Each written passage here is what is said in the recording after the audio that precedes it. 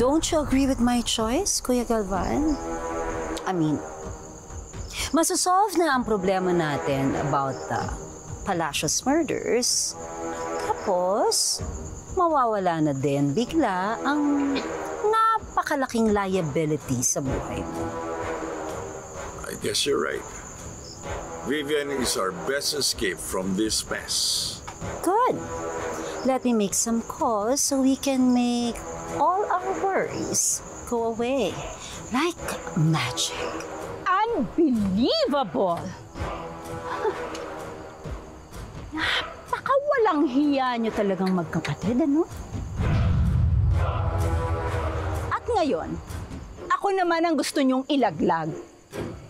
Walang sorry, Aurora.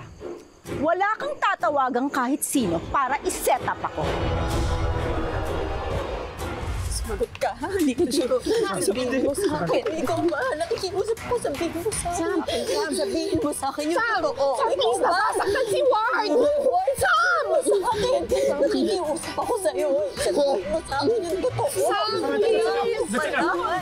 Vivian, are you spying on us? Oh yes, Galvan.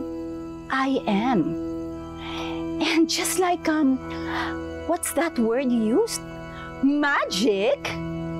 Na-record ko lahat ng sabwatan ninyong magkapatid. Kaya bago nyo pa ako pag-isipang ilaglag, I will make sure na kayo ang unang-unang lalagapak. Sam, please! Sama ng tadat sinaf. Sam, please! Mom! Nasasaktan si Ward! Sam, tama na! Hindi! Anong ginagawa mo kay Sam?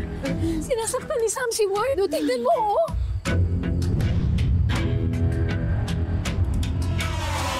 Ang sama nyo talagang magkapatid. Mga walang hiya kayo.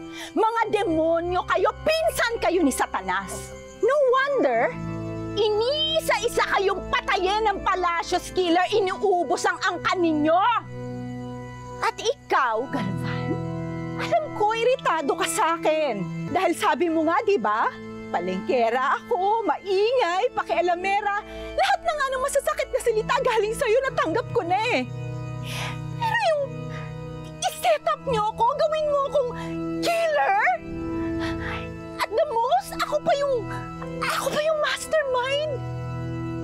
Galvan, baka nakakalimutan mo. Nanay pa rin ako ng anak mo. My God! Vivian, spare us your theatrics. Hindi bagay sa'yo ang magdrama.